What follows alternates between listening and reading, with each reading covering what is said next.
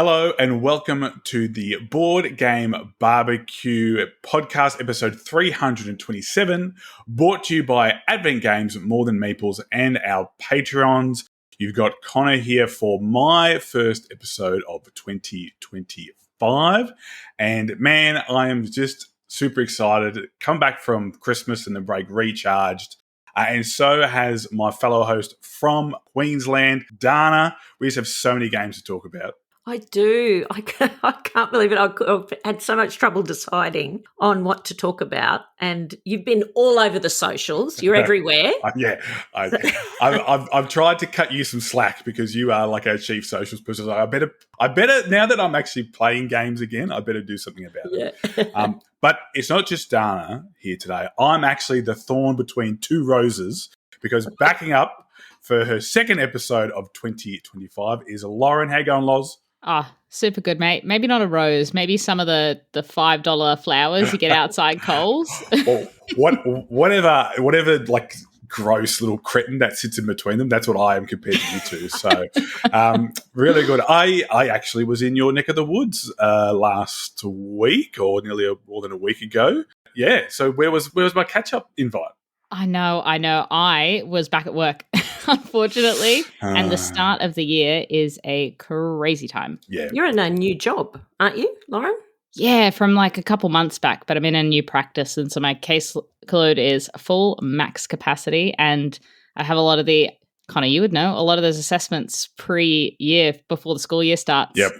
So absolutely chockers. But I was very cut that we weren't able to catch up, but I'm hoping to make the Melbourne game day in March. Yes, good. That'll be worth it. That's right. I was going to say we'd probably have more gaming in that one game day than the whole week if I'd caught up. But so I had a nice little trip to Sydney. I should talk about it a bit later. But Dana, you played board games upon the open seas. I did. I went on a cruise. It was my very first board game cruise. It wasn't your cruise, was it? Beg your pardon? Wasn't your first like cruise though? No. I have been on a cruise before, but I went specifically for board gaming. It was organised by a Brisbane fellow in the board gaming community, and actually it's awesome because it's largely just a group of people I know. There were 40 gamers, and we had an area where that was cordoned off for us between 9 a.m. and 3:30, and then we overtook the buffet with board games and pushed everybody out and played till the wee hours. So it was brilliant. So it was a cruise that a group of people then all said, we're going to jump on this cruise and then play board games. Yeah, righto. But we did have a travel agent. Yep. It was excellent. What more could you want? With cruising, you just get in there, you unpack. I don't even need to make the bed. I don't even need to unmake the bed, like to get in it. They even do that. They turn it down for you. You get 3 meals a day. I didn't have to do a single thing. It was great. I mean, I'd prefer not to be on water. But anyway, that's me. As someone who needs to be quite heavily drugged if I'm above water at all to stave off motion sickness, I'm incredibly impressed and a little jealous that I've not been able to make use of some of these board game cruises that are about. Was it nothing was ever shaking at the table? It's quite steady. Look, we weren't really over serious open ocean. It was a cruise from Brisbane to Ellie Beach and then back again. How's this? I didn't even get off the boat. I literally didn't even go out onto the balcony to even see what Ellie Beach looked like in the sun. I've been there before, so I didn't feel the need to go. I literally did not hardly go outside at all. You were there for the games. You weren't there for the I was there for the games. What were some of the games that you played on the cruise? What were some of your highlights? Actually, I played a game. I wasn't even planning on talking about this, but anyway, I'll mention it. I ended up playing a game that I think you really like, which was called Imperial Settlers. Oh, yeah. The original one? The original one, yes. Not the Empires of the North. Yes, Imperial Settlers, yep. I had not played that before, and I really enjoyed that game. By the end of the game, the combos were so cool. Yeah, it's so good. I really loved it. I've sort of been a bit turned off by that game, mainly because of the artwork. It looks, the artwork's like the best bit. What are you talking cheesy. about? It does. Oh, it looks it's like so cartoon good. characters. Little people. We played Empires of the North when I was at Manny's house. last Friday. And we just adored the little people in the art. And we played the cards like, oh, look what my little person's doing. We loved it. It was so good. Ah. And that was like 4 grown men. I'd love to have seen that. So that was probably one of the best games I played. And the other one that I really enjoyed, but I've only played it once, so I probably can't really talk about it, was Thunder Road Vendetta. Oh, yeah, good one. Man, that's heaps of fun. It's just a Mad Max, the last man standing kind of thing. And it was super fun. We're just missing the Mad Max music in the background. Spraying the spray paint onto your mouth, from the newest movie. Yeah, that's it. Yeah. What a glorious day! Yeah, I know. Yeah. So you went offshore. I was onshore in Sydney, and I got a couple of games played. I just thought I'd quickly whip through some of my more memorable ones. I did have a night where I caught up with Kim Brayback from Good Games Australia, and I got to play Chris Anthony's game Tropical. The 2-player fruit combat game. That was so good. Axe. Yeah, it was. Well, he won an award for it. That was how good it was. And also Jay Ben Dixon's new game, I Can't Even, which I think, Lauren's just put her hand up. Oh my God, how much have you played it yet, Lauren? I have played it. Yeah, it's so much fun. Did you? Yeah. I was going to message him and say, I hate you. And I think our friend Meg did this. She's like, I hate you. I hate your game. When's it coming out?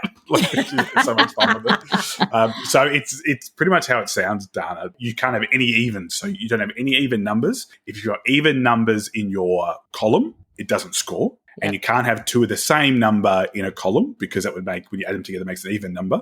And then you can't have them in the same row because then they're eliminated. It's very clever. It's very, very clever. So hopefully that's coming out soon. What was your thoughts, Lauren? Oh, I loved it. It's really bitey because you draft the cards from your hands and hands will make a few rounds around the table. So you're kind of palming off something is rubbish to the next person, and then you wait in anticipation to see if the stuff you wanted makes its way back to you, or if you get pipped to the post by the person right before you. It's awesome fun. I liked it a lot. I'm pretty sure at one point, right, and this won't surprise anyone, I looked at my hand and I hadn't realized that I wanted a card in my hand, and then I passed it on to, I think it was Megs, and she then played the card that I thought I'd needed and had noticed in my hand. So I was like, well, what? Like, it was just so silly. Like, I felt like such a goose, and that's that's what kind of happens to you in the game. So, and so Kim had them, and I guess you might have to ask Chris or Kim if they're picking it up. I don't know. Might not be mine to tell. I'm not 100% sure. So, let us know if that's the case, guys, in the chat if that's what's happening. I also played a game of Root with Tom and Mark, also known as Uberface on our Discord, and Ray's is Mark, who ran our D&D session last Friday, which was awesome. And that was awesome. I mean, I lost. Tom won, which will surprise no one, but Mark was one turn away from winning, which was really cool.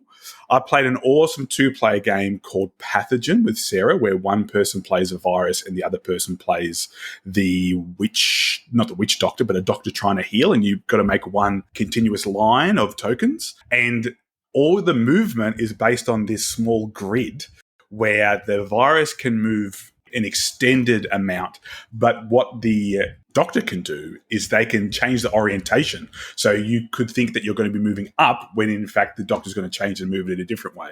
But I think the game that was the most played and the most fun, and Dan, we were talking about this before we started recording, and that's Flip 7. Now, Flip 7, it's on the box. It literally says the greatest card game of all time. Now, I don't know about that, because me and Lauren are both fans of Arkham Horror Limited card game, and that may be the greatest card game of all time. But this is pretty bloody good.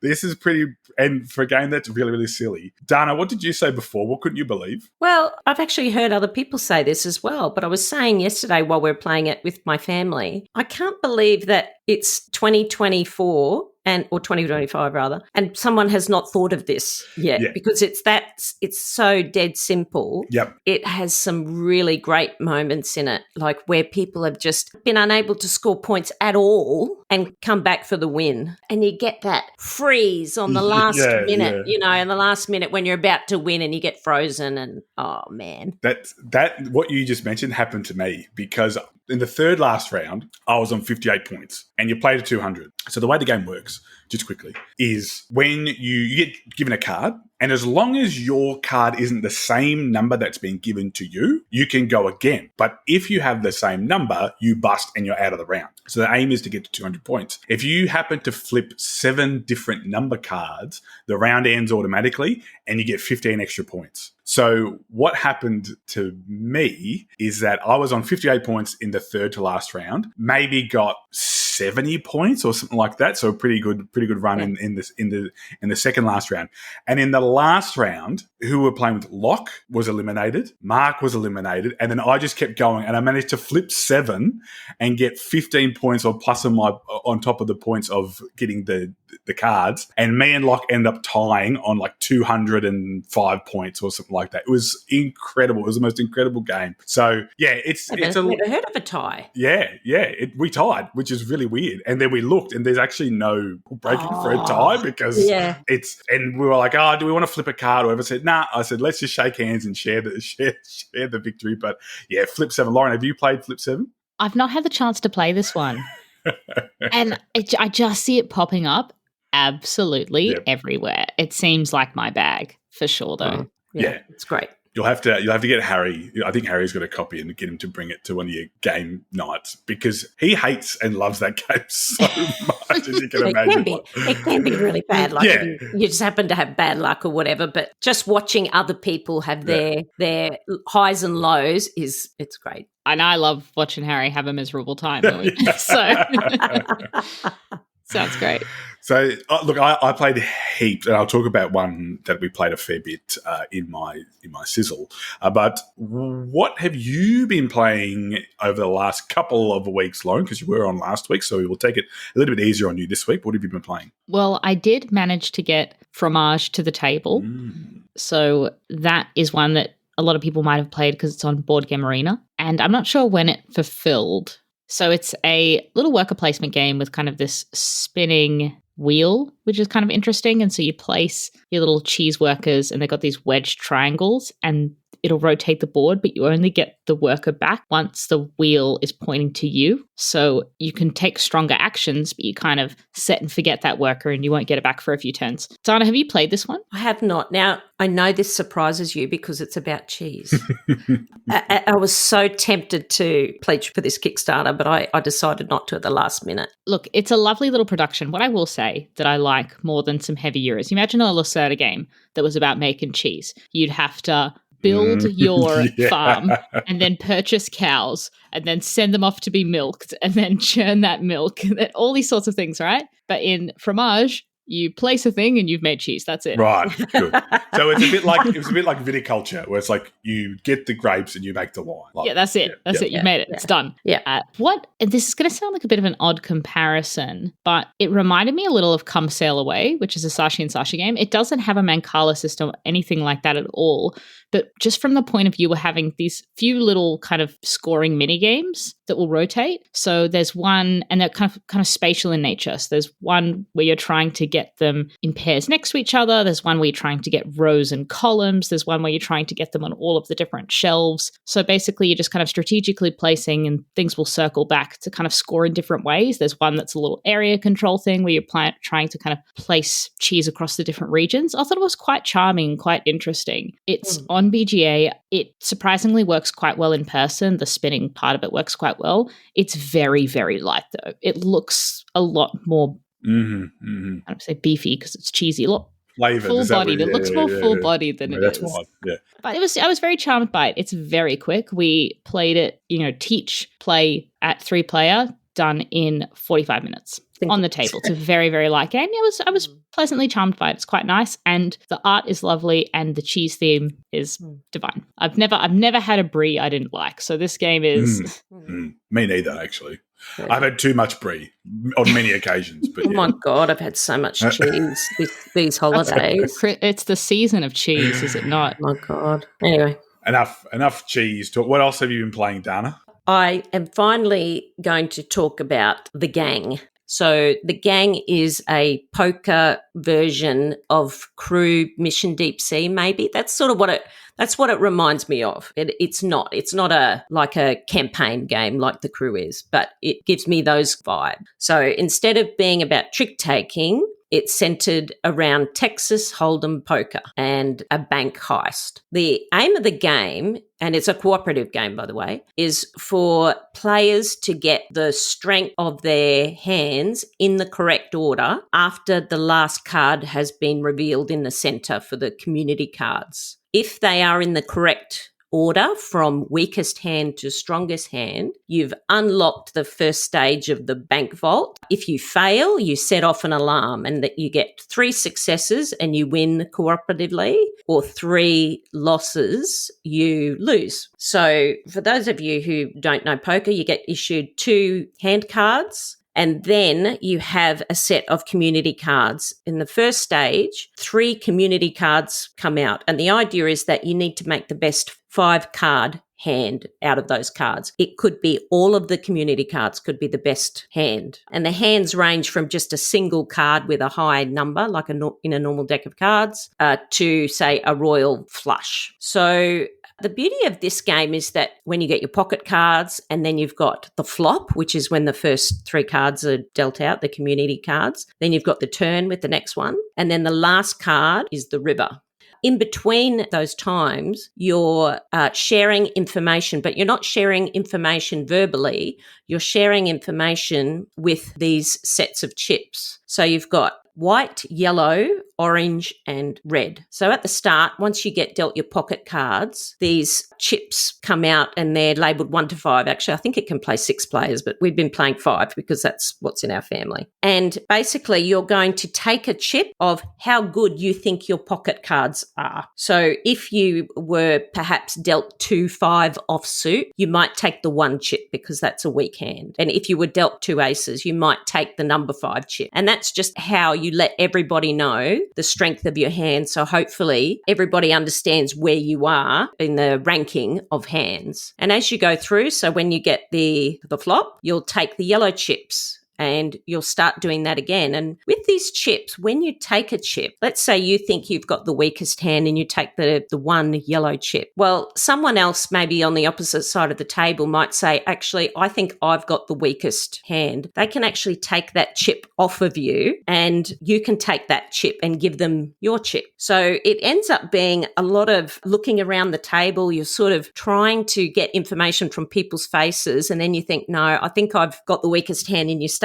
swapping chips and then people take a chip from someone else and it's this whole swapping of information. I think the most difficult spot to position yourself and work out where you sit is definitely in that middle section, because generally you'll know if your hand is really, really strong. So if you've got 3 of a kind, or if you're lucky enough to get a straight or even like a high pair, then you're going, yeah, okay, my hand's going to be pretty strong. Bear in mind, you're only playing 1 hand. Right? So you're only playing 1 hand, and then you reshuffle the deck of cards and you go again. So the likelihood of you getting the royal flush or a flush of any kind or things like that is really, really rare. But what I do like is that moment where as you said, the flop comes out and you go, my hand is rubbish because my cards don't match up with anything that's there. And then all of a sudden the turn comes out. You're like, well, hang on. Now it looks like I might have a pair here. And then the next one comes, and then, like you said, the river comes out and you go, all right, I've gone from having rubbish hands to a really, really good hand. That's easy to do. But when you're sitting in the middle, when you're like, oh, I don't know if it's strong. And then you start having this, a bit like a trick taker, when you're playing games like Euchre or 500 where you've got a teammate and you start having almost that meta game of going. And then we kind of came up with a set of guidelines that we use in the game. You can talk, but you can't talk about what's in your hand, right? You can't say, "Well, I've got an ace." Like you can't say like that. You can say, "I think I'm low." Yeah. You say, "Mine's crap. I'm going to take the 1 chip." It's like, now a funny thing happened where we played. So it was myself, Greenie, JB, Mark, Locke, Harry, and myself. And we played with 6. So I mentioned 1 person too many, but we definitely played with 6. And Harry went, again, we feel like we're potting Harry. Poor old Harry. Poor old Harry.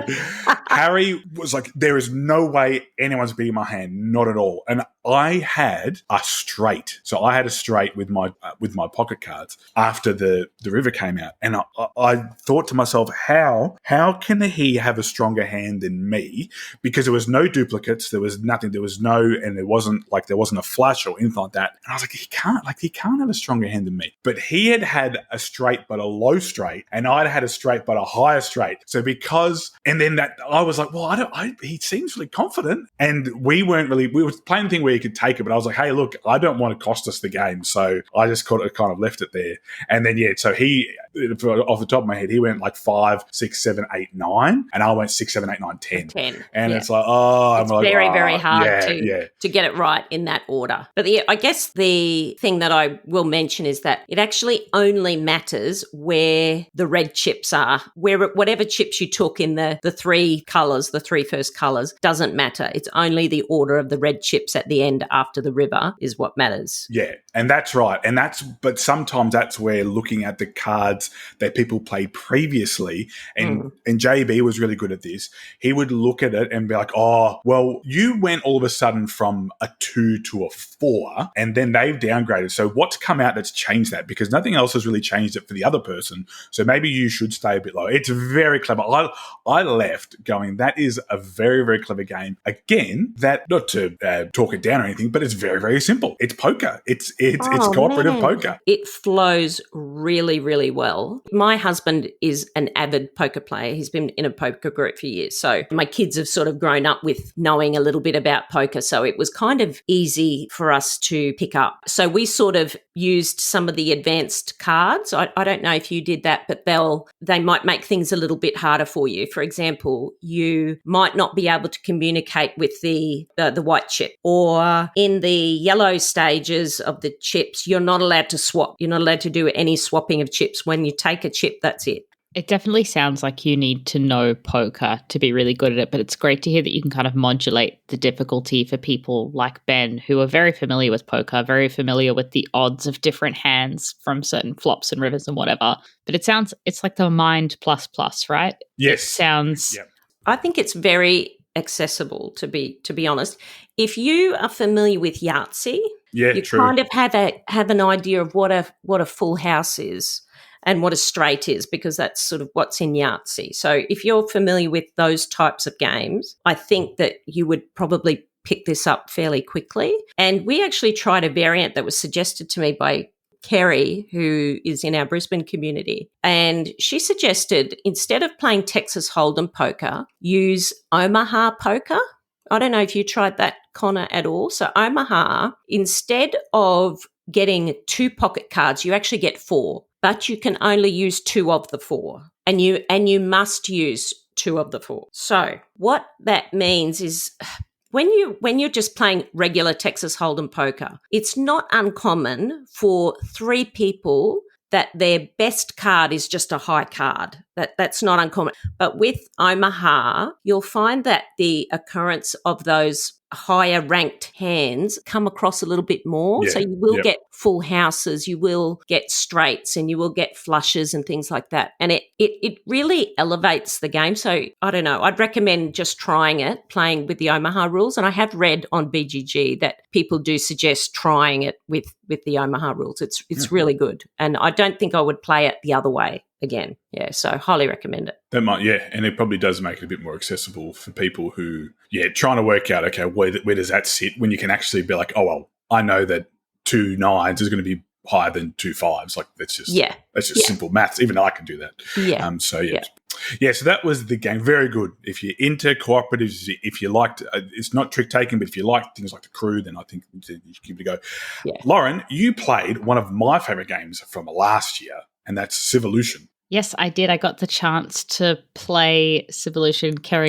Our Kerry was kind enough to teach it to me, and it's very interesting. It was very intimidating at first to look at, but then once you played it, you're like, oh, that makes sense. I get that. It kind of almost a game you need to play through once to feel, or even the first 10 minutes of a game, really, just to get into the flow of things, more so than the teach. And I don't often find that with games. I did find, because of kind of the, not modularity of it, I'm not really sure what the right word is, but there's so many different moving parts that I felt that there were a lot of parts of the game that I didn't interact with at all. Sure. And I've only played this game once. So like the boats, for example, didn't mess with them at all. Building, what are they, little towers? Yeah. That kind of come up. Yep. So the way our game shook out, it was all a bit rubbish.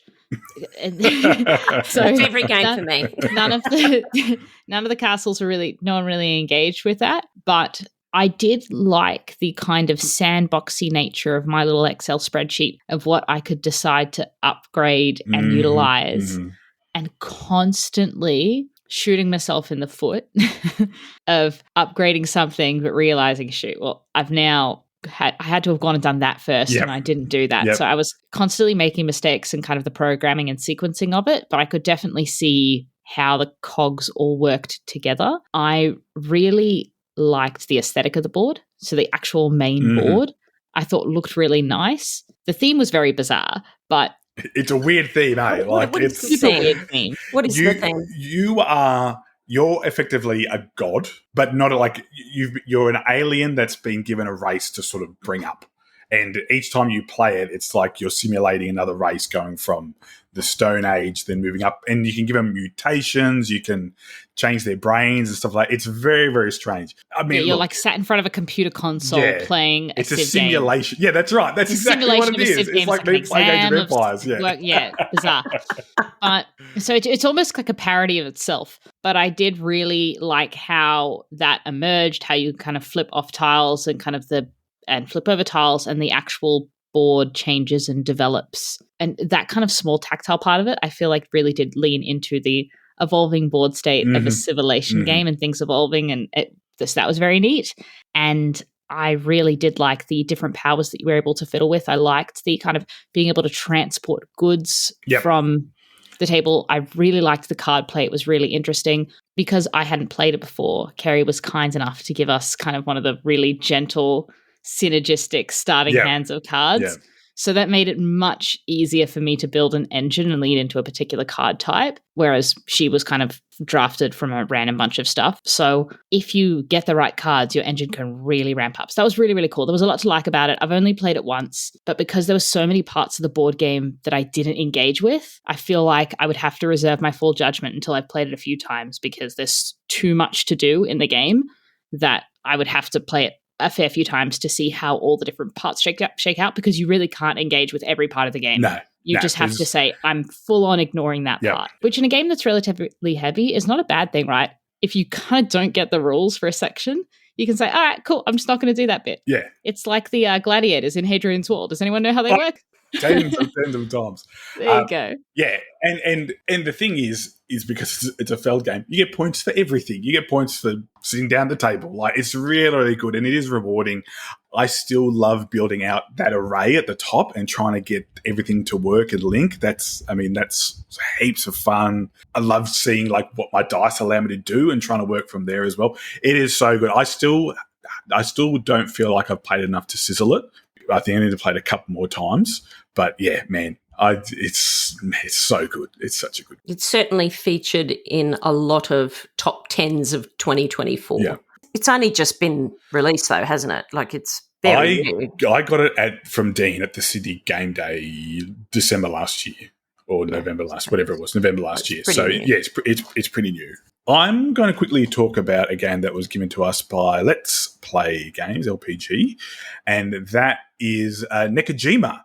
So Nekojima is a very silly dexterity game where you are trying to put these posts and these cables around the island of Nekojima, and you don't want the cables to touch. You don't want them to touch anything else. And you do this by rolling die and then choosing the length. So what you do is you roll a die, and then the die determines which sections that you place the posts on. And then you draw a cube out of a bag, and that will tell you what color of string, which is the lengths. And it is a heap of fun. You probably would have seen this being played at PAX a whole lot. I would like to see a jumbo. Everywhere. Yeah, I'd like to see a jumbo version of this. Yeah, Dana's face is lit up. So good. So it's very, very silly. We played it a heap over Christmas time. Everyone wanted to play it, from my mum to my sister-in-law to my nieces. They would just play, let's play the cat game, let's play the cat game. And the reason we call it the cat game is because if you draw a black cube out of the bag, if you're playing cooperative or competitive, which we mostly played competitive, but cooperative, like it's kind of the same thing. You said that you don't just have one loser, like everyone loses if the towers get knocked down, is when you draw a black cube out, you have to put one of these cats on there. And initially I was like, I'm a bit miffed because the cats are cardboard and I kind of was hoping they'd be wood, but I'm glad they're only cardboard because if you try and hang it off that tower's pretty flimsy. It's going to fall down.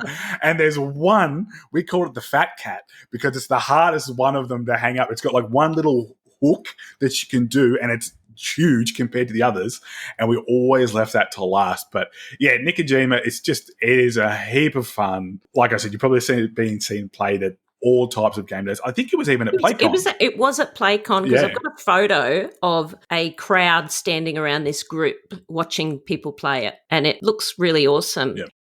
Yeah, that was Nikojima. Thanks to LPG for that game.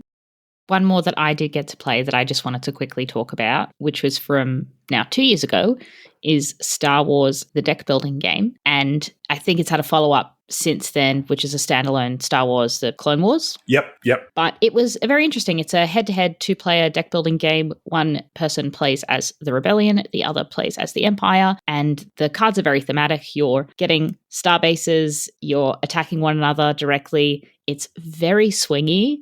There's a little bit of luck, but it's very thematic and the game is quite simple. The actual system underlying it is quite simple. You're just attacking cards in the market that are your opponents or taking cards in the market that are yours into your deck. Then hopefully once you clear all the cards in front of your opponent, then you're attacking their base directly and you're trying to attack all of their bases. And yeah, so it was very pleasant. It's not my favorite two-player game that I've played. I think it's probably a little too simple and a little too swingy for me, but for those that like Star Wars and want some very gentle deck building, because it's much more a race than it is a deck building game, so you're really quickly trying to shed and build, so it doesn't lean too much into the deck building part of it, as far as I'm concerned. But yeah, it was quite pleasant, and I think that if you like Star Wars and you like head-to-head games, then you'll probably enjoy it. Like Star Realms, isn't it? It's yeah, Star Realms, basically. Oh, okay. Yeah. I didn't know that. Oh, Yeah. right on. Yeah. Yeah, so reskins. Yeah, because I was going to ask where does it sit? Because there's also the Star Wars, what's that one called? Unlimited.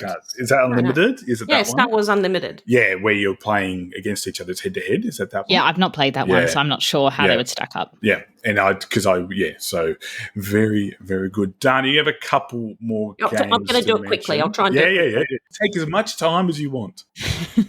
I know, it's still holidays, technically. For some of us. This one, I'm really surprised that nobody has talked about either, which is Fairy Ring, something very manly, perfect for you, Connor. Yes, because I'm such a bastion of masculinity. Yeah, right. When I first saw Fairy Ring, I knew straight away I was going to buy this game because it is so beautiful and it really stands out. It's this beautiful, bright coloured box and with this beautiful artwork, and I couldn't stop looking at it. So, of course, I bought it without knowing anything about it. This game, it plays, I'd say in about probably half an hour, and the theme is you're building out your mushroom village, and you've got a little fairy, like a little acrylic standy fairy, and as you build out your mushroom village, which is you're going to be playing a card into your mushroom village, you get to move your fairy around, and the way people sit sort of around the table, you should try and join up your little villages, so it actually almost creates like a little ring, which is why it's called Fairy Ring. And the fairy will actually move around and it will lands on mushrooms. It will either, if it's your mushroom, you can activate it, or if it lands on someone else's mushroom and you have the same type of mushroom, you get to activate your mushroom as well. That's cool. Yeah, right. And it's a drafting game, so it's super quick. You get 2 rounds.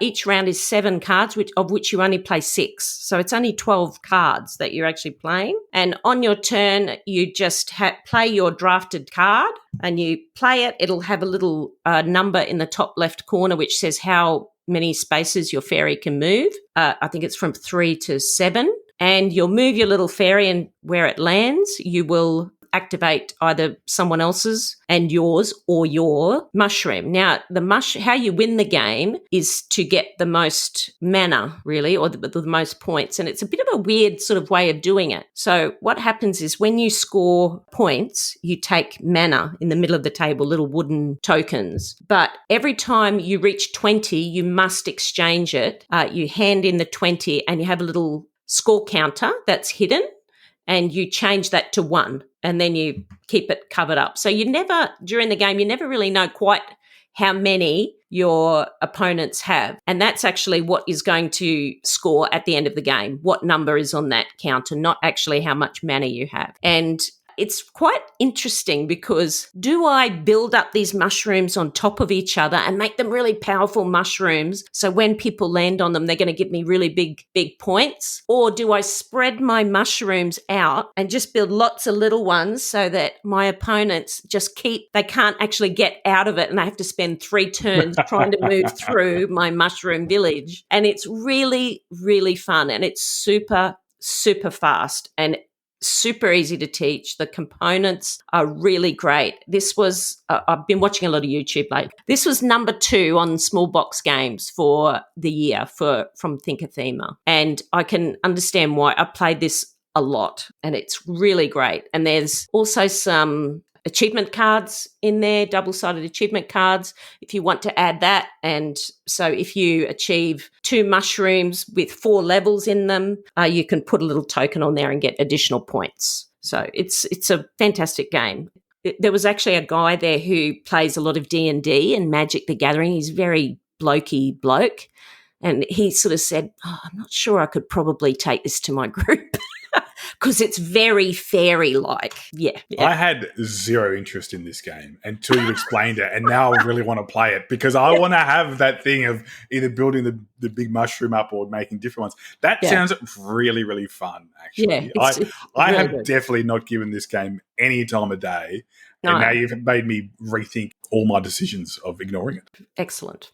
Oh, and just one more. It's super fast. I bought recently this game called Piles. No, that's a condition that you have done. It was not a game that you... What is Piles? I don't know. I think it's something to go with on your bottom. I think it is. Well, you're the expert, so... I don't know. Anyway, Piles. It plays 2 to 8 and it's super fast, 10 minutes, 10-minute game. And you've got these sets of clothing, like beanies, socks, scarves, dresses, shirt, and you've got 6 piles of 4 cards in front of you that get dealt out. They're all random. And like in a 4-player game, there are 25 sets of different clothing. And it's a real-time game, and all you're doing is there's 4 cards in the middle. All you're doing is picking up a pile, looking at them, looking at what's in the middle, placing a card down and then taking one of the cards in the middle. And you're trying to get all your 6 piles as matching sets of whatever it is, whether it's beanies, socks, whatever. So you're just matching clothing. And it is just so fun, just a fast-moving, real-time game. And the funny thing is that sometimes you might be collecting scarves and there's one in one pile and then you've got another scarf in another pile. So to do that, to get it into one pile, you've got to play it down and then pick up another card and then someone else takes the bloody scarf and then you're stuck with one scarf. And it's sort of a bit like that. It's really, really fun. But it literally plays in 10 minutes and it's awesome. I love it. I also love games like that lead to ridiculous table talk. Just looking at someone incredulously, how dare you took my scarf? Yeah. Right. What do you need a scarf for? I've only got one bloody sock. What am I meant to do with it? Imagine someone walking into your game group and be like, what are they talking about scarves and socks for? What game do they play? Yeah. Again, I this is another game that I just said, I'm not going to look at. But Dana, stop bringing these games that I want to play now. You know that game you've been wanting for a long, long time? The one that's been on your wish list for ages? Yeah, that one. The one you've been adding to your cart? and taking off again, umming and ahhing about whether you should get it or not? Well, I'm here to push you over the edge and say go to adventgames.com and add that to your cart right now. I bet you that Dean has a great price on it. He's got great customer service, flat rate shipping, and there's so many other goodies to explore on the website. Wonderful categories all organised to pick the exact game that's right for you and the group that you play with. So head over now, don't hesitate, to adventgames.com.au and add that game to your cart now. All right, so we might kick into our sizzles now. Lauren, I'm not even going to try and pronounce your game because we all know pronunciation isn't my strong suit. So your sizzle this week is... Xylotar. Nah, I wouldn't have pronounced it like that. So I'm going to set the scene because the theme for this game is absolutely ridiculous. This is in the rule book and I'm going to read it. So the cover of Xylotar is a polar bear jamming on what looks to be a combination of a xylophone and a guitar. So it's like a keytar, but a xylotar, right? Okay, here's what it says. That on July 6, 1985, young Bobby McColdsnap attended a concert in Calgary, Alberta, where he rocked out to Howard Jones's Things Can Only Get Better. That night changed his life, and Bobby went back to his home in Churchville, Manitoba, with a new mission. He wanted to be a guitarist. The problem, Bobby was a polar bear, and the keys and knobs on guitars of the 1980s were just too small for his paws. He enlisted the local craftsman to help create an alternative device that he could operate, which was going to be a combination of a xylophone and synthesizer technology. He eagerly awaited music that could be played on this device and anticipated the delivery of his Xylotar. But just after the prototype was delivered, the creator disappeared. Bobby was questioned by the authorities because Bobby was a polar bear. Concerned that the Canadian justice system wouldn't treat him fairly, Bobby took his Xylotar and ran off into the wilderness. Near the Arctic Circle, when the Aurora Borealis is brightest, you might hear classic 80s tunes echoing through the night. Bizarre, because essentially what it is That's so weird. A polar bear that wanted a musical instrument created for him. Some guy created it, and it's longer than that. I've abridged it. Created it, but then he was questioned by the authorities and he just ran off into the wilderness because he's a polar bear. It's a trick-taking game. What? That was I thought this was going to be one of your... It was a board game. Solo RPG, No. like you're investigating what happened to Bobby. I think that it's a trick-taking game designed by Christopher Ray, and it feels like a kind of a parody, making fun of the fact that themes in trick-takers don't matter. And it's just laughing at the fact that we can make it so ridiculous because there's no theme to trick takers. That's what it feels like. It's a really interesting trick taker. I'll give you the conceit. So the cards themselves are little they almost look like piano key shaped. You get given a hand of the cards and you sort them out in order from smallest to biggest. And then you hand them to the person to your left. And they place them down, face down in front of them, from highest to lowest. So on the back of the cards, it has some information. On the back of the cards, it shows the color of the suit. So you know what suits you have in front of you, but also their values, because like Seas of Strife, the different suits will have different values. So they all start from 0, but the pink cards go 0 to 3, the next cards go 0 to 4, all the way up to 0 to 10.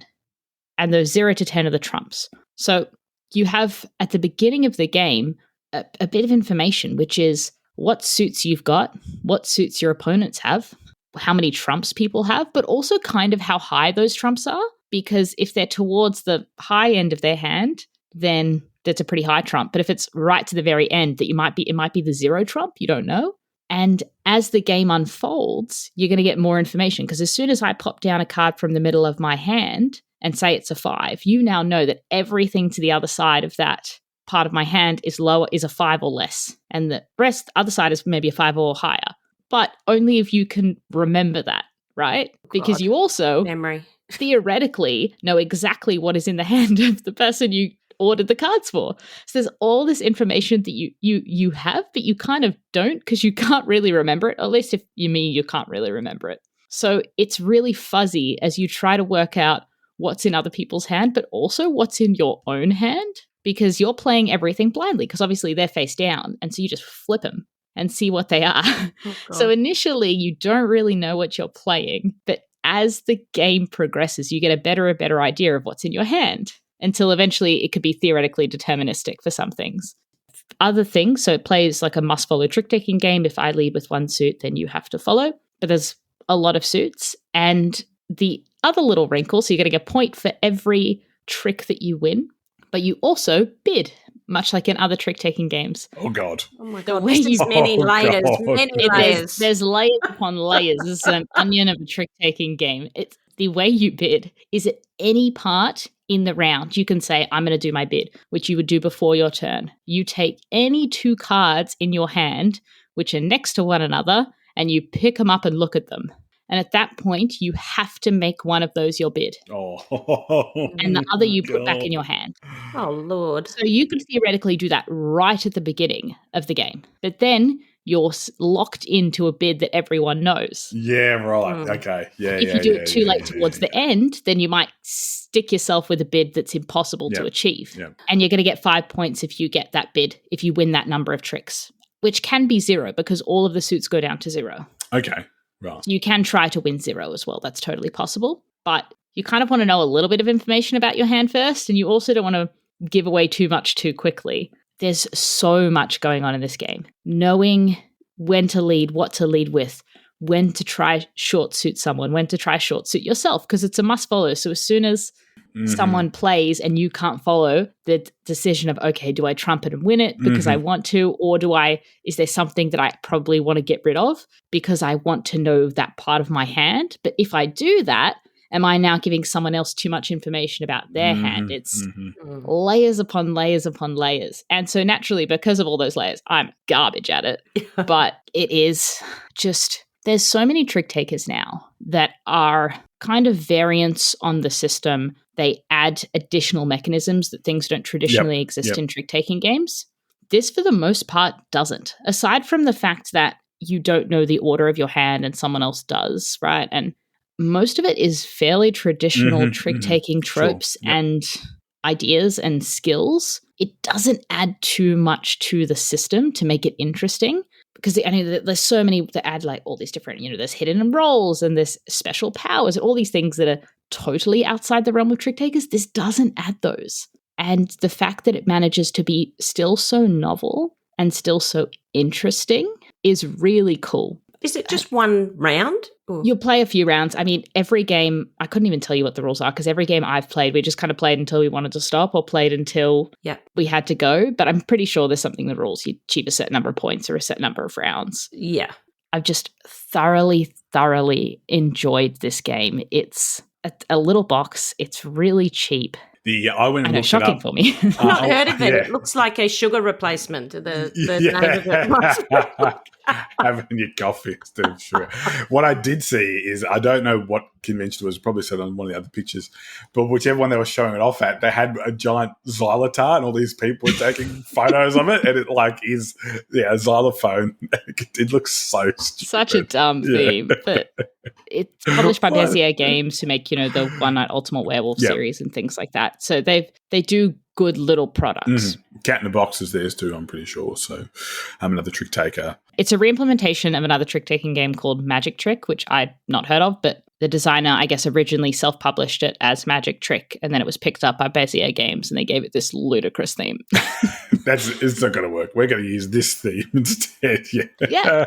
Just out of interest, you must have a bucket load of trick takers in your collection. When does it get to a point where you become Mitch? Where it just becomes like there's just too many, or they must be so similar. There must be just the tiniest little bit of difference, sort of thing. I think as someone who grew up playing a lot of trick takers, I always like the process of enjoying iterations or changes. I don't keep all of them. I will acquire them and sell them, or I trade them. We're very lucky in Sydney to have big kind of trade nights, and so I'll acquire and palm off a lot of them. And I also have a few friends that kind of have a lot of these in rotation. So not all the ones I talk about are ones I necessarily need to own, because I've got a lot of people that I game with that play and own lots of trick takers. Yeah. But I've just always interested to try slight variations on on the genre. And because they're all such small boxes, some of the kind of weird curios and little oddities like this, I don't mind owning because they just take up such little space,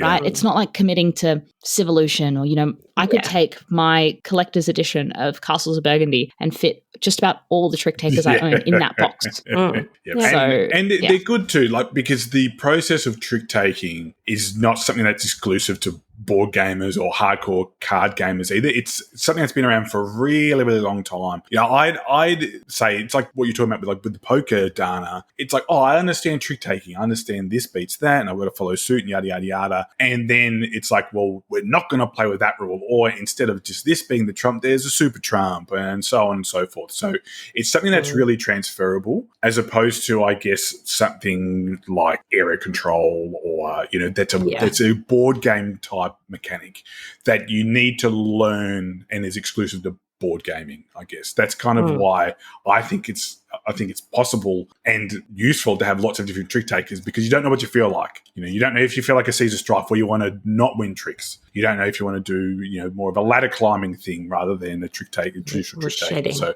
or shedding or things like that. So, yeah. The other thing as well is just in the context of, aside from when you play the same game again and again, which is also great, no rules teachers. You just teach, like you said, Connor, you just teach what's different. I can put Xylotar on the table, and if you're familiar with trick taking, I can say, okay, it's must follow, tricks are worth a point, correct bids are worth 5 points, and then explain 4 rules. And then I taught you the whole game. And you're still feeling like you're getting a different experience. There's obviously evergreens in my collection that I don't talk about enough, like Bottle Imp and things like that. But to be able to say, I don't want to sit and learn an entire new game, but I do want to fiddle with a different system. Trick takers let me do that again and again and again, because I just have to say, well, this is the little wrinkle. There's obviously the really obtuse ones like Nikosu Dice, which do require a full rules teach because the game's just bonkers. Hard. The ones like this, which just tweak the system enough in really interesting ways that do, from a gameplay point of view, make impactful differences, but from a rules load, are dead simple. I love that because, don't always want to do the 30-minute rules teach before you can start playing. Or you don't have time, or you're playing with lots of people and you want to have a game that you do have to do a lot of thinking. There are impactful decisions, but you want a small overhead. You want it to be out quickly. I've probably played more trick takers in the last 12 months and different ones than I have played other games in groups, because I'm getting together with 5, 6, more than that people, and it's like, let's just break off and play a couple of trick takers and we'll come back together and play something else. We played a heap of Caesar Strife, and we have for the last 12 months. I'm very keen to try this, by the way, Lauren, not to sort of bury the lead, but it sounds, when you're explaining, I was like, no way. But yeah, I saw what you're talking about, Scott. Like, this number could be from this to this and from this to this. And yeah, this looks like a lot of fun. And the fact that I might be able to win because people forget. Oh, come on, Connor. Is very good. Connor, that's not going to happen. We know that. Come on. Yeah, I thoroughly enjoyed that. Latest trick taker in the assortment that I played, that is Xylotar from Bezier Games. I say win. A win for me is not coming last, Dana. That's a win for me. Because Dana was so rude, I'm going to talk next about a game that myself and Tom played. We played this so much when I went to Sydney. And this is a really cool game. It's a campaign game called Vagrantsong. Not Vagrant Story, which is like a PlayStation 1 game. Vagrantsong. Now, you might be familiar with this game because it has a really cool style of art that's similar to a video game that came out called Cuphead. And it also has a similar style of art to another board game that came out called Townsfolk Tussle. So they share that early, I want to say 1930s, 1940s, Mickey Mouse, Steamboat Willie cartoon.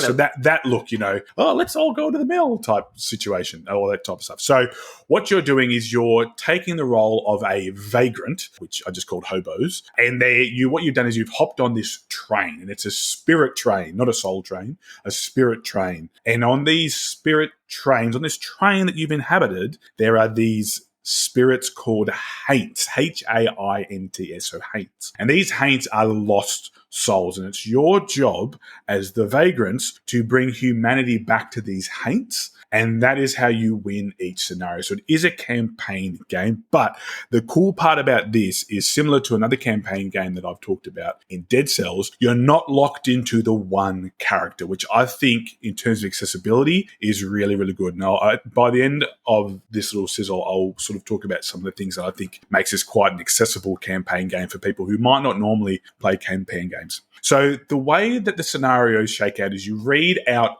a little bit of a blurb, so an intro, and that might give you a little bit of information as to what you need. You then get to choose your Vagrant, and if you've got any upgrades or things like that, you get to select which upgrades you want. Now, your Vagrant will start with 2 abilities and probably 1 item. I played as an older gentleman who liked to fossick through things and collect things. So he had like a bindi bag, what do they call it? A bindle bag, the little the stick with the bag of clothes. Like Tom Sawyer type setup, bindle bag, a bindle. So he had that, and he liked to grab items, and I'll talk about the items in a sec as well. So once you've worked that out and you sort of set the scenario up, you also then have these 3 carriages, and sometimes the carriages don't matter, and there's some scenarios they do. So in one of them, we had been submerged, so we'd gone off the track, and water was coming into carriages A and C, but if you got into carriage B, you were safe. You didn't have to worry about the water, but sometimes you had to go back into carriages A and C. So there's 3 of them. You select where you start, all that stuff that people are familiar with the campaigns. And what you do is you have these 3 action coins. Now, what you can do on your turn is you can effectively spend these coins as you wish. However, if you spend them on one of your special abilities, you can't use it on the next turn. So that's something you need to think about, because depending on your character, a special ability might be really good. The character I played as the most, what he got to do is he was able to fossick and rummage. So rummaging through the bindle to find different odds and sods. So the different things you could find was like a track nail, a candle, some salt, an apple, and a feather. And these all let you do special abilities as well. And the cool thing about this is that those tokens also effectively acted as a countdown track. So what would happen is, let's say if you spent 5 of these rail nails, then the haint would then swap to its next phase and become more powerful. So it'd swap, and then maybe it would have an effect on you. So over time, what you're doing, rather than dealing damage, is you're trying to give them back humanity. So it's not so much, I'm going to attack them. You might be you're singing them a song, or you might be reminding them of a memory or something like that, or giving them a helping hand. So there is combat, but it's not really combat, and it really ties in with the art style as well, because it's not an abrasive art style. I played lots of campaign games with swords and sorceries and all that type of stuff. It very much goes with the thing. Very charming. It is super charming. And Tom had a copy. So I'm not 100% sure if all the copies have these, but you talked about acrylic standees, and they were unreal. They were so good, these acrylic standees. So they just had the outline of the character and then a little bit of the see-through acrylic, and it was so good. And the chunky pieces that he also had as well for the bindle bag, it was so good. So you're spending your time trying to bring back humanity. But what I really liked was the interplay with the bindle bag. So Lauren, it kind of reminded me a little bit of the Chaos Bag in Arkham. Right, so it acted as a countdown as well. Right. So rather than it, but you didn't modify your attacks using that, but it was just something that you had to draw out of once you had your turn, because the haint, that would determine its action. So if you drew out salt, it would do a particular thing. If you drew out an apple, it would do a particular thing, a candle, so on and so forth. And you can use them for, like I said, when you draw them out yourself, when you rummage, you can do that. But the really interesting thing is, throughout each scenario, a story is being told. So it really is a boss battler. So you're fighting the one haint, but there's a story being told, and different events are occurring. Then when you finish one event and complete one thing, then another item might pop up on the map. It might drop, and it might remind them of a different memory. It is very, very, very clever. I was very much enamored by this game, and along with the art style and the combat and the story that was happening, there's a heap of I guess, campaign customization that can occur. So you can choose which of the different upgrades that you take, and there's a little hint. They'll be like, well, if you want this, and it'll tell a little story, then you can unlock this. And then because Tom was playing, we won a lot. Because I was like, one lot. So we're able to do a lot of upgrades and things like that. And you can even enact a seance. And when you enact a seance, then there might be a special effect for the next haint. There was one where there wasn't even anything on the board, and we got sucked into the middle, and we had to stop ourselves from getting drawn into the middle. And we weren't able to. We just were bad, and we got sucked in the middle. So what happens is that when you don't win, then you check off one of the, I guess, like one of the failures. And they're like, it happened. It's fine. It's very supportive. It's weirdly supportive and weirdly jovial and cheery, but some dark themes as well. Like it's a real paradox and sort of conundrum. And they're like, it's fine. Failures are part of this, that, but don't let it happen again, because this, like the devil will then take your soul. And it's just very, very, very strange and weird. Like it's awesome. Is that what makes it accessible? Like you said, it's very supportive for people who were maybe not wanting to get into a big campaign game. So the reason why is because you are not locked into one character. So I chose to play as the same character the whole time. What happened is we sort of had a break and then came back and played it again, and Tom took up a different character. And that's fine, because all of the upgrades can be swapped between characters. You only have your two unique and an item, two abilities that's unique to you and an item. Everything else can be swapped. And then depending on if it's a left side or a right side ability, just where it sits on your board, and then even the items that you have. So I was talking to Tom, and he obviously has a group of friends that he plays games with. And I said, you know what? I wouldn't even start back from the beginning. I would just go from where we left off and play it with your friends, because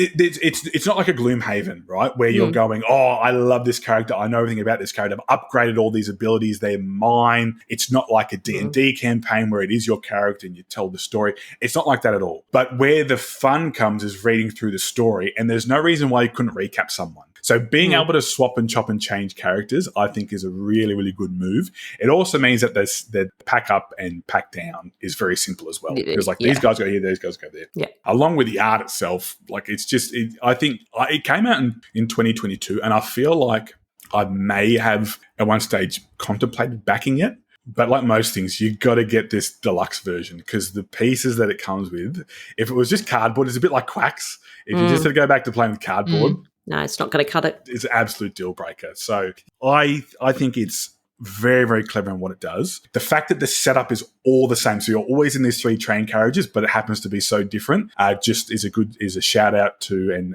the credit to the people behind it. That was what I was going to ask as well. Do you find that the gameplay not gets stale, but that it just gets too easy? No, because of that kind of consistency, or if there's enough variability? There's so much variability, because there might be something where you can only damage it when there's a candle on the board. So you've never been looking at candles. All of a sudden, candles become super important. There might be something where rather than damaging the haint, you have to damage something else.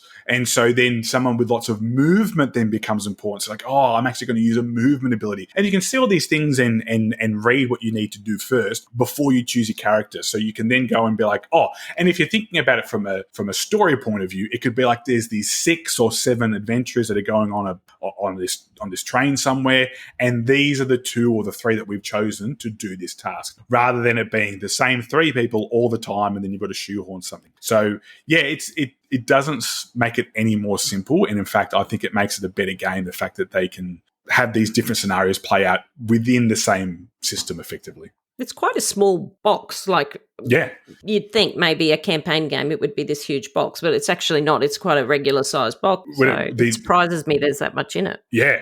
Well, because you've got the 3 boards, the 3 carriage board, and then you've got the different cards and abilities for each of the haints and the rituals and the things like that, which that's another cool thing too that I probably should have mentioned is the rituals. You don't have to do any of them, but sometimes they help you get more humanity for them, and it actually tells a bit more of a story, and you find out the story behind these people. So like any campaign game, it's a bit hard to go into the weeds without too many spoilers, but if you are interested in a campaign game and you're looking to maybe dabble into it and you can find a copy of it, I would strongly suggest grabbing this, because we had a blast. We didn't want to stop playing. We only stopped because it got to like 2 a.m. in the morning.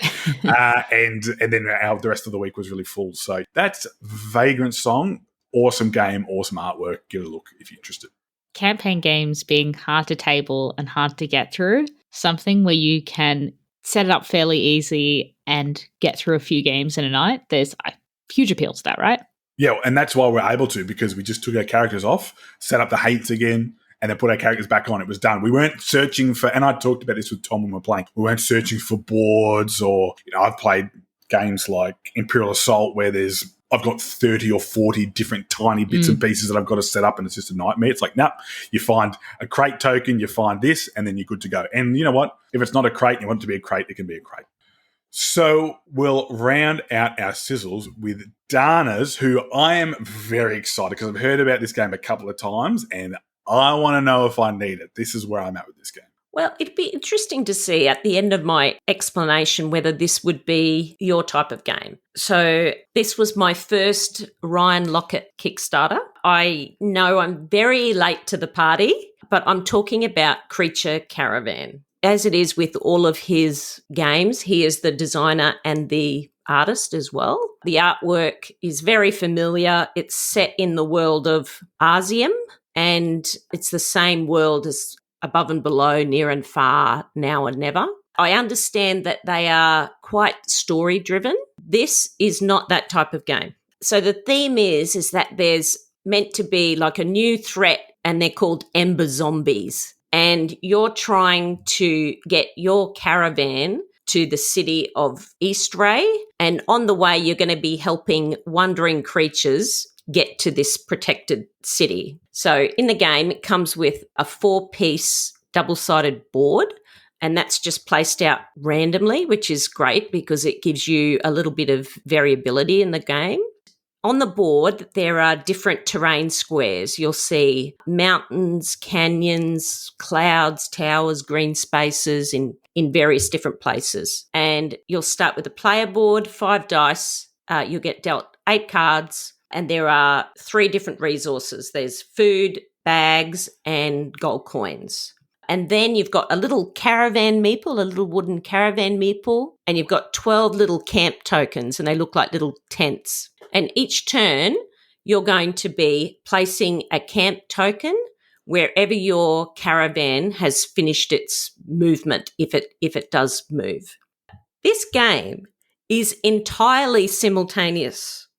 Like the whole thing is simultaneous. You're not drafting cards or doing anything. It is multiplayer solitaire, except for a small portion of it. This is perfect for me. I like that kind of game. So it's got dice placement, it's got tableau building, it's got combos, and it's simultaneous. So it really just plays in no time. I was really surprised. It probably took us an hour, but that was sort of teaching it and sort of fiddling around with some of the rules and things like that. But after that, subsequent plays have been quite fast. So what you do on your turn is you roll your 5 dice, and then you can take actions. So at the start, you've just got your player board, and that's got various actions on it, which are quite weak. You can place 2 dice to move 1 space, or you could get various resources in small quantities, just very basic actions. And then the idea is that you're going to be wanting, during your turn, you're going to be wanting to move your caravan. You're going to be wanting to play cards to give you victory points, but also to help you take more powerful actions. You're going to be fighting zombies, and you're going to be trading. So what I like about this game as well, and I have the deluxe edition because it's on Kickstarter. It's got this beautiful expansion with it called the Wanderers expansion, and each of the cards that you get just in the base game are like various different characters. There's giants, there's flying machines, and all the artwork, all the cards are all individually illustrated, and they're just gorgeous, and they're really, some of them are quite crazy, but it's really beautiful to look at, and they've all got their own individual names. But with the Wanderers expansion, you can play a card, and you can also add various different whimsical items to the different characters. These cards, so they'll give you victory points, but they also give you extra spaces to put your dice. That will allow you to do certain things. It might allow you to move more spaces, or it might allow you to attack a zombie with extra strength.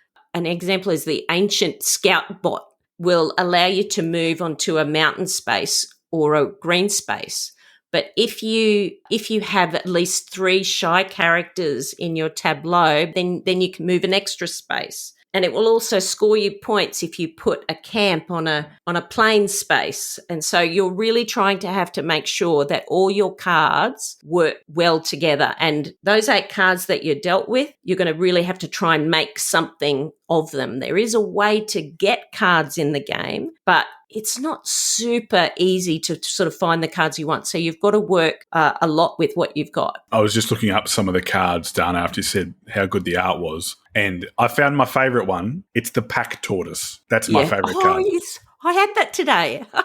When I played it, I had that today. Oh my God, it's so beautiful. And like this little scout bot as well that I had, you could attach this bottled demon, and if you place a dice there, you can do the same action twice. There are 135 cards in the game, and they are, as I said, they're all different and all the names are unique. It's so beautiful. So as I said, on your turn, once you roll your dice, you're just doing your own thing until you're passing, until you're not taking any more actions. And at the end of the turn, you're going to place your camp. You may have moved during that turn. You may have fought a zombie. You may have traded.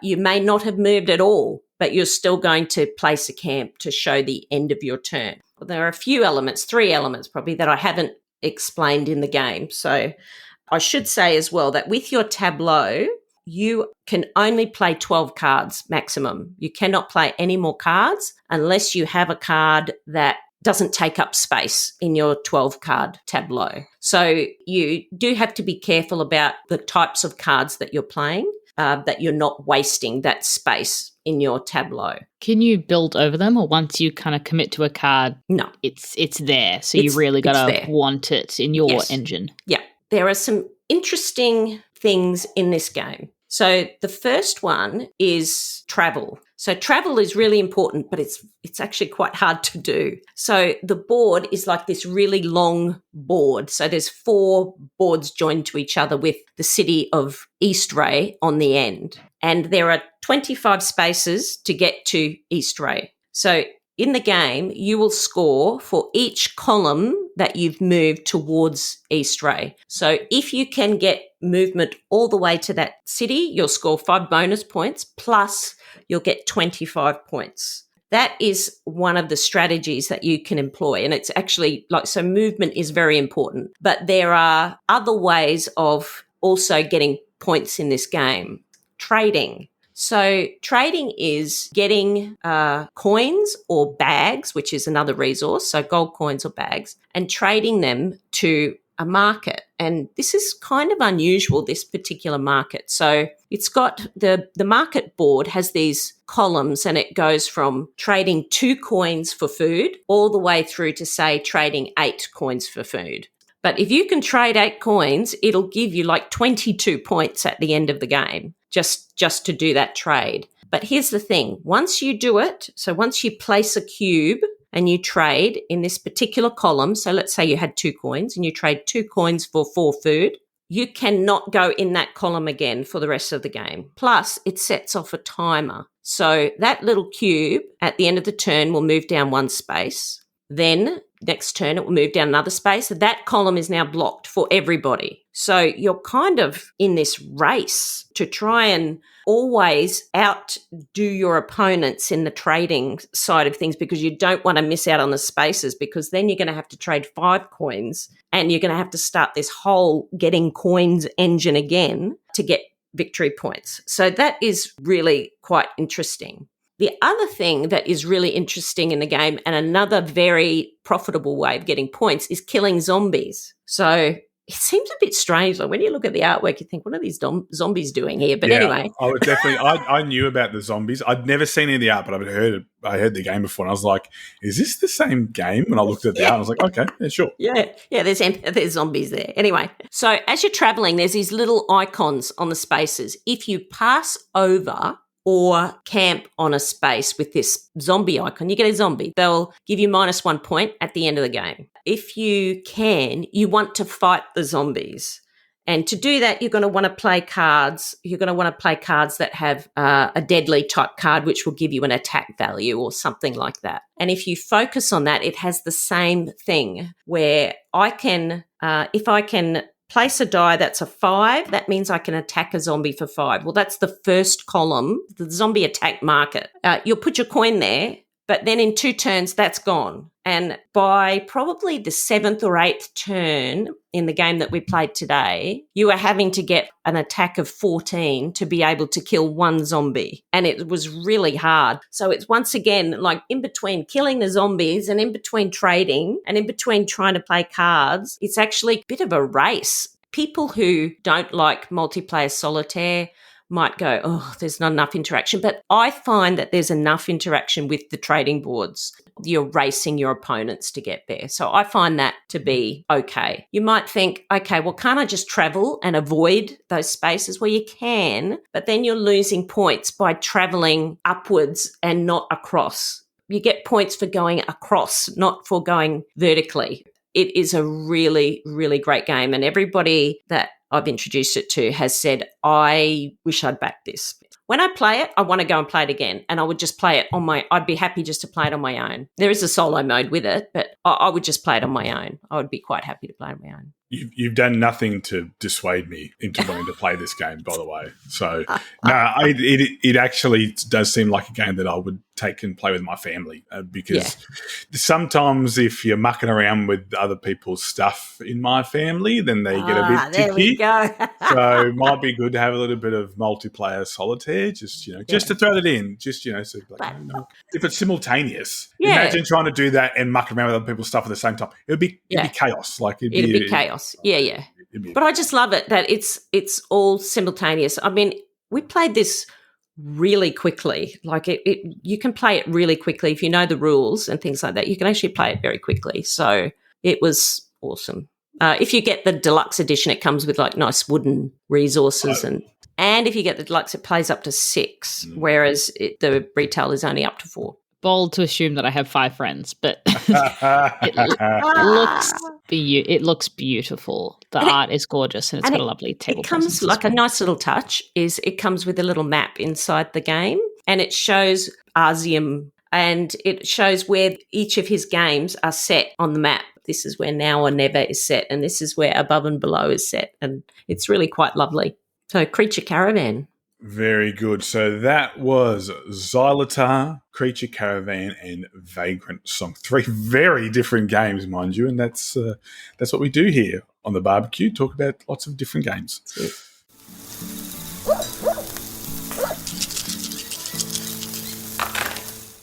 All right. So now for some news and announcements. We have a couple of our game days coming up. In fact, March, we're going to have all of our game days on the 1st of March. We're going to have both the Melbourne and Brisbane game days. And then on the 15th of March, we're going to have the Sydney game day at the Castle Hill RSL.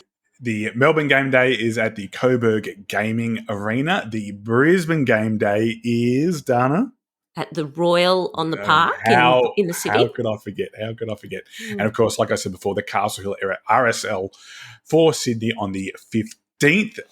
Each of us are going to be at one or maybe 2 of these events, fingers crossed. I'm only going to be at one, but Lauren, you might see Lauren. I think I'm going to Sydney. There you go. I'm the odd one out. Maybe I should go to Sydney. I can't. Come to Sydney. I was just there. They might not let me back in. So I might try half a day in Melbourne and then duck on over to Brisbane, round it up. Yeah. So, yes, and of course, the granddaddy of them all, PlayCon, is from the 11th to the 13th of July. Tickets are on sale at play-con.com. Our 3-day passes are 75% sold out. Is that right, Dana? Yes. 75. Can't believe it. Isn't it amazing? Unbelievable. I can't believe it either. I'm literally dumbfounded. So please, if you're interested in coming for all 3 days, which we'd love you to, please jump on to www.play-con.com and grab your 3-day tickets. We've got a lot of gaming coming up, and I can't wait to see all of our friends there. It's going to be great, and looking forward to it. All right, so now it's time for last week's recap of the question of the pod, and that was, what was your most anticipated game of 2025?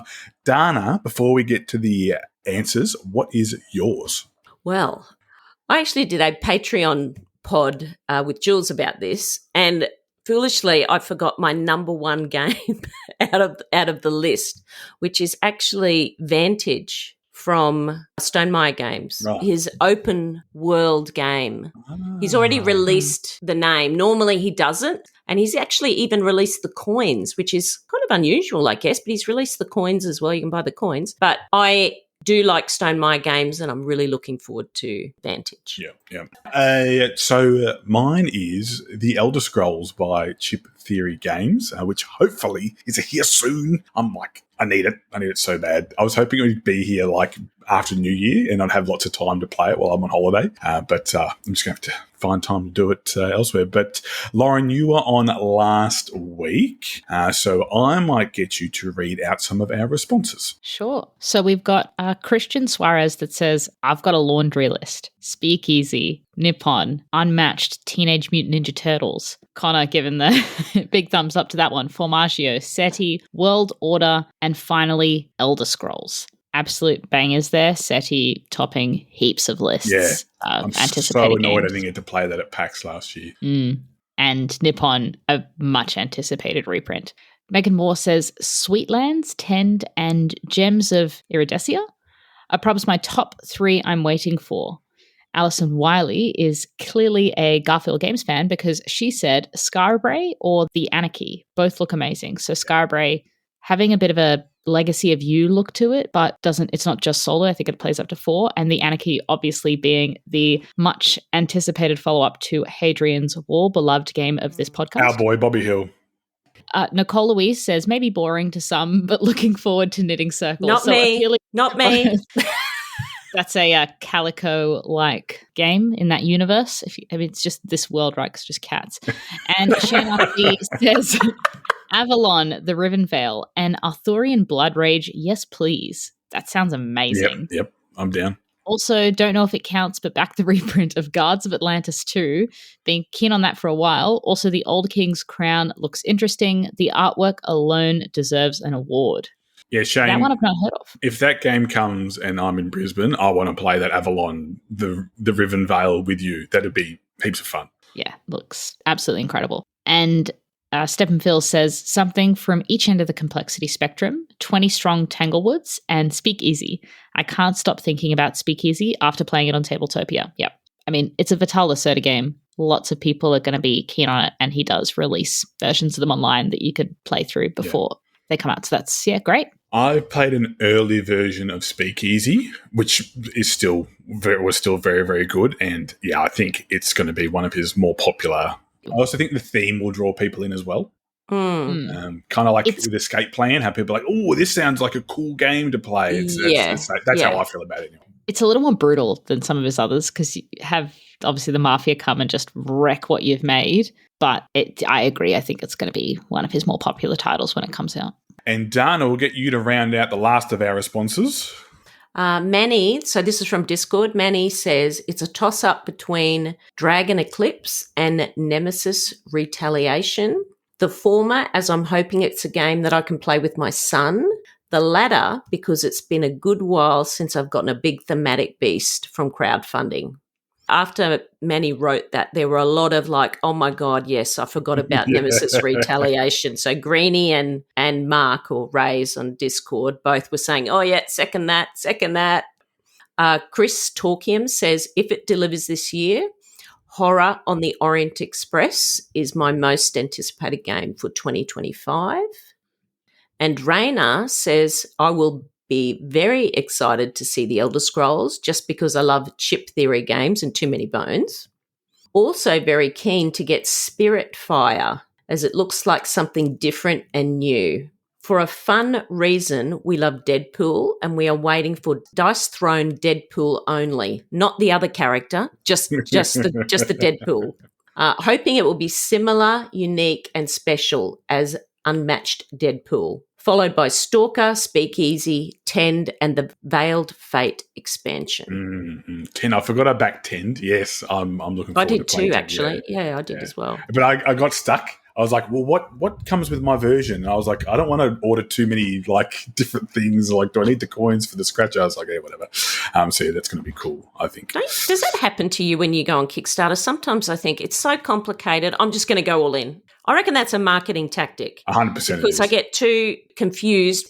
Does it have the sleeves in it? Does it have the sleeves in the middle pledge or whatever? And then I think, I couldn't be bothered. I'll just get the all in. Yeah.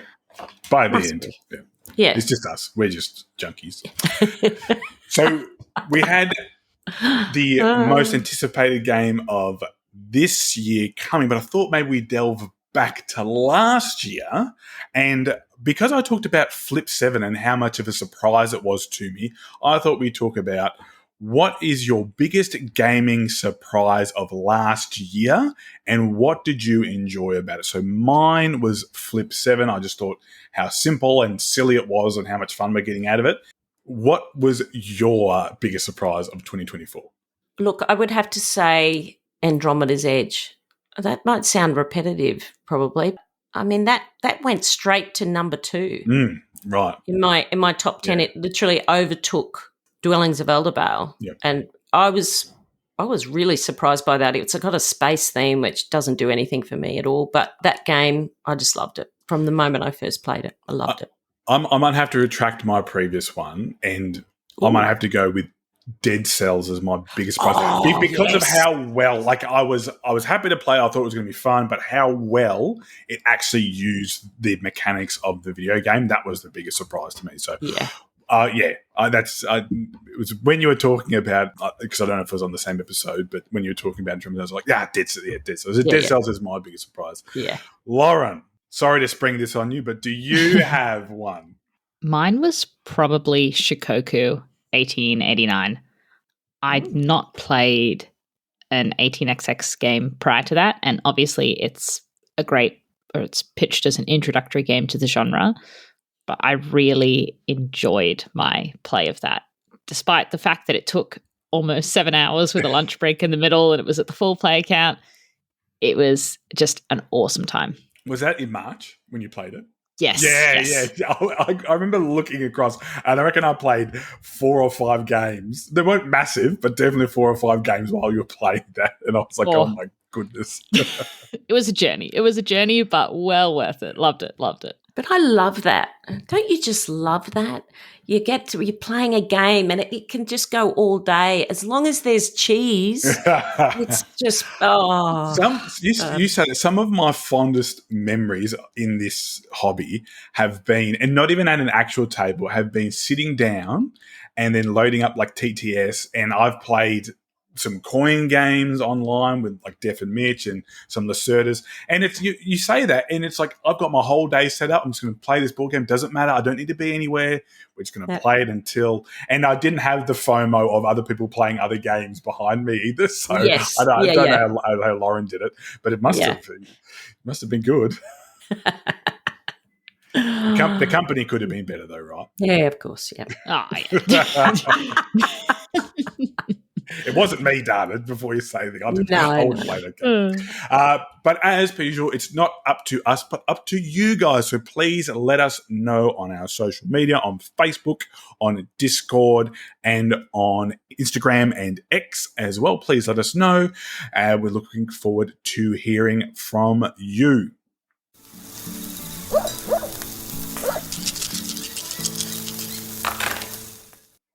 It would be remiss of me not to talk about getting in contact and participating without talking about our lovely patrons, which we could not do this without. So thank you so much to our patrons. We're going to be pumping out more and more Patreon content this year for you, so really looking forward to that. So thank you for your support, ongoing support, and support in the past. We're very, very appreciative of you, and we love you lots. If you would like to support the podcast, you can always go to patreon.com/boardgamebarbecue, sign up and donate to get access to those exclusive podcast episodes we record just for our patrons, and lots of additional content like our trivia and our Jackbox party packs that are run over Discord. More in that on a sec. But if you are not able to donate, there are plenty of other ways to support the podcast. The easiest way is to tell your mate. You can go to Apple Podcasts and leave a star rating and review for us, or use Spotify's star rating. It only takes a few seconds of your time, but it means the world to us. We no longer have Dan. Someone's going to have to read out these reviews. Oh, yes. Oh, we might have to draw a short straw. Yeah. the next meeting. So we'll spin the wheel. We'll bring the wheel back. Yeah, that's it. Yeah. Dana's going to belt them out. Yeah. I've got good authority that she's a good soprano. Yep. Oh, yeah. You can sing them. That'd be awesome. So, yes, please leave us a rating and someone will read them out. We promise. It might just take a while to get to that. You can also get involved in the Board Game Barbie community by joining our Facebook community, following us on X, Instagram, or YouTube. And, of course, there is our Discord community. Now, I mentioned my trip to Sydney. The reason that I had such a fantastic trip to Sydney is because I had met so many lovely people through this community over Discord who I've become such good friends with. And I always love seeing them whenever I travel to Sydney or even Melbourne, because, I live in the outback, Dana. But all these people that I met through Discord at some point or another. So it is such a great place to hang out. Like I said, it's almost like my second home at times. So I can't pump up Discord enough. If you want to chat with people, it's a lovely place. There's lots of different channels. At the moment, we're talking about films. We're talking about video games. The Switch 2 just got teased, so people are going off about the Switch 2. And, of course, there's lots of places to play games. And if you're looking to play test anything, we also have a designer area as well, so please feel free to sign up and join that. All the links are in the show notes. All right, that will bring us to the end of the episode. But before we go, let's leave our listeners with something that's got us fired up. Dana. There we go. There it is. Signature sound. Oh my God. That's so bad. That's terrible. Oh. I'm perfecting it. Please quickly perfect it. Yeah. Dana, when your throat's recovered, please let us know what you're fired up about. Just got back from the cruise, and now I'm going on a retreat.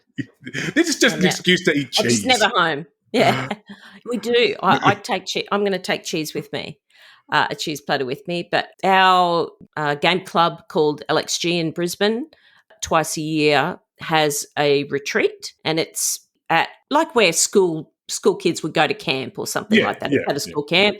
I'm very familiar with those setups. Yeah, that's it. Three meals a day. It's like bunk style accommodation. I don't stay there. I stay off site because I'm an older lady and I'm more refined. So you just hang out in your pajamas and eat cheese and play games. It's so good. So I can't wait. I can't wait. Sounds unreal. My aim, I want to play a game with someone that I've not met before. I have a tendency to stick with who I know because I get a little bit socially anxious. So maybe I need to have a cognac or two or something. I don't know. I really want to try this time to play a game with someone that I haven't met before. I like that. Dynamite, we got rid of the oaths. Yeah. I know, but that's what I'm looking for. I want to do it. I know. It does sound like an oath. What am I doing? I don't know. No, you're fired up to play a game with someone you've done before. Totally. I just you're not making a promise. You could go play with me.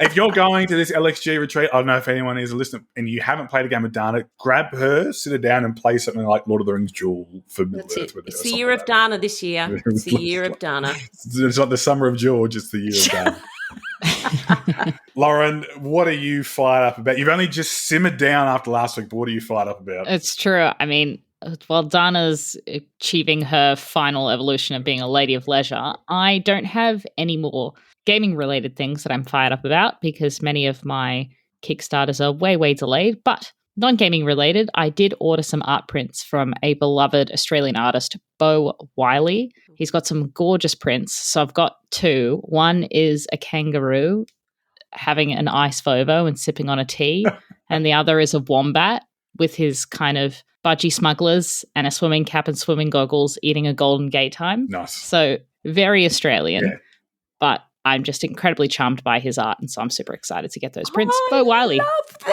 check them out. I just saw them. Oh, they're so beautiful. If he does like a deck of playing cards, I will buy that deck of playing cards because that would be so cool seeing his artwork on different cards and just having them there.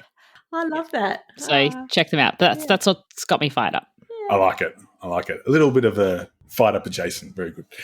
No surprise. Hopefully it's pulled into dock. It's going through customs. The Elder Scrolls hopefully arriving on my doorstep. But if it's delayed for whatever reason, I want to talk about this before our sizzles, but I didn't get to. I did mention that, Mark, we've started a D&D campaign. So it is myself, Joe, Tom, Chris, Meg, and Matt, and Mark is being the DM. I may float the idea with Joe that we do a Patreon recap of some of our campaign at some point. So if that's something that would interest you and you are a patron, or it might get you to join up to Patreon, please let us know, because we had our first session and it was so much fun. It was so good. I'm loving all of our characters. Some of us are putting on voices, not me, because there's no way I can be consistent enough. I'm effectively like a himbo / Buzz Lightyear paladin who wants to check health code violations everywhere and all this stuff. So it's been very fun. So I'm fired up for this coming Friday, where we're going to have our next one. So yeah, it's going to be great. Is this online? It is online. Yeah, so do it through Discord. Wow. Yeah, so Mark does a fantastic job. I've talked about it before. More than happy to talk about it again. So he sets up the scenario where we play through something via something called Forge. And Forge lets us see our characters, has our character sheets, rolls the dice, adds all of our modifiers and stuff like that. Yeah, it's so good. I'm smiling. I couldn't sleep on Friday because I was having so much fun. So yeah, really, really good. And just a great way to spend some time with some of our friends and patrons. Yeah, it's fantastic. So that brings us to the end of the episode. Once again, thank you, the roses to my thorns, or $5 Woolies flowers to my Gretton. It's been great having a chat with you guys. That's been brilliant. It's good fun to catch up as always. Thanks so much, guys. It's been a treat. Look at the little kittens. There's the little kittens with the fish. Dana's still on the Bo Wiley artwork. Well, we won't bore you with this. The artwork's very nice, but Dana's rendition of the artwork anymore. We'll let you get back to those games. Thanks for listening, and we'll talk to you again soon. Bye. Bye. See ya.